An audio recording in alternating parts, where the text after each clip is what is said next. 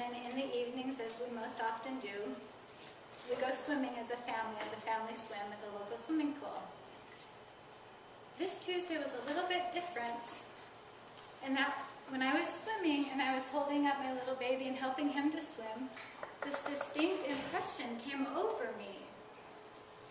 Treasure the time that you have with your children. That was the feeling I got. Now, I didn't know what that was for, so after we went home and I tucked the children into bed, I wrote that down in my journal just in case something becomes of that feeling that I had. Wednesday was what I thought to be a normal day, February 2nd now. Unbeknownst to me, when we were gone, 2 men showed up at my front door, and I was not there, so they left their card between the door and the door jamb. I went to bed that night, not knowing, and my brother, who lives with us, had apparently opened the front door and shut the front door, and the card slipped in on the floor, and he didn't notice it either. So he went to bed. The morning of February 3rd, I remember it was very cold. At least that's how I felt, so I bundled up and I got up before the kids. I walked out into my living room and I noticed this card on the floor. And I bent down to pick it up. And I read it. And it said, DHS, Oregon Department of Human Services, Mr. Brown, Social Services Specialist, Protective Services. And on the back, in handwriting little note, it says, contact me, please.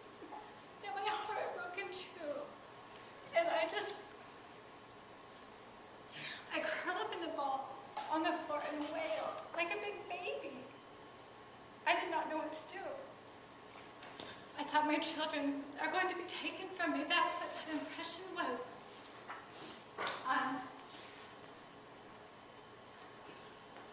On Tuesday, that was God warning me, something's going to happen.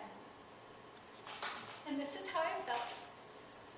Now tonight, I'm sharing this with you because it's important that we are at least open to the idea that things are not always what they seem.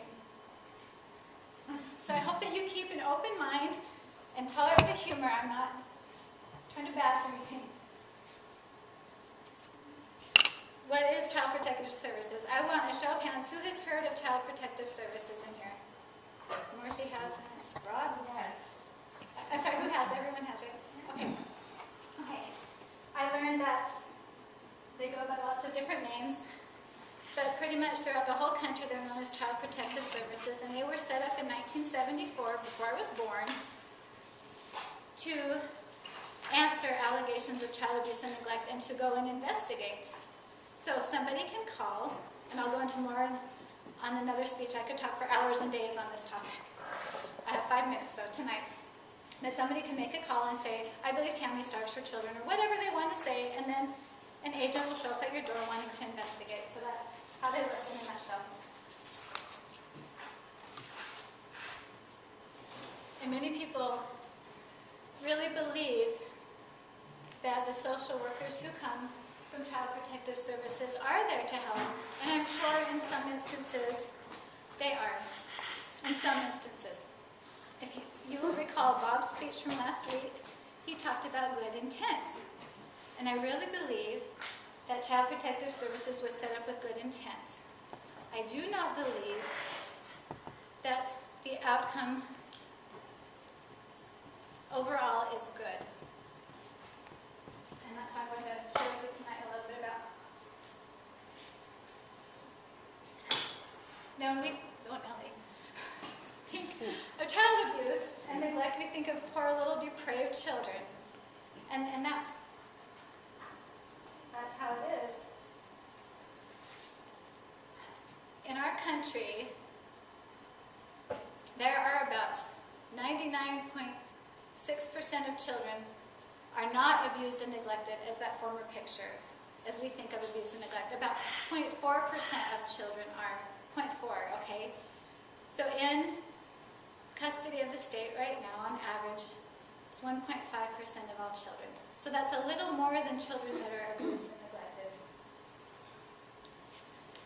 Part of that reason is because Child Protective Service agents want to just be sure they're not leaving children in an abusive or a neglectful home. So they take out more children than, they want to err on the safe side, right? So take the children out of the home. And that causes a lot of damage. And that was why I was so frightened, because I know this happens. And I know, and I don't have this, I'll show you the last slide, and there's where I got my information. But I know statistically, if Child Protective Services is called on you, and they show up at your house, you have a 25% chance of losing your children. And that is why I was so devastated, because that's too much of a chance for me.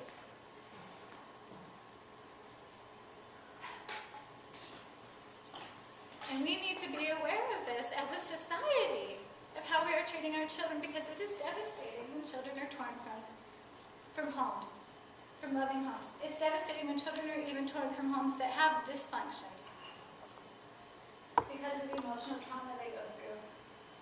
And we cannot avoid the consequences of taking children needlessly from their homes and the emotional damage that lasts for a lifetime.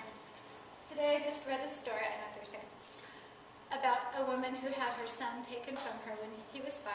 He was taken for 48 days. He was in care. She had done nothing wrong, and they gave him back, and they said, oh, you didn't do anything wrong. Well, when he was 12, he started committing suicide. It didn't succeed until he was 17. But she lost her son. He committed suicide because he never got over that emotional trauma. So I'm asking you, people who have hearts and who really care about our future and our children, to just perhaps think about maybe everything isn't as it seems, and to question things, to question good intent like Bob shared with us. And I'll just show you real quick. I'll just skip a few slides because I talked about this is where you can get more information. Madam Toastmaster, there she is.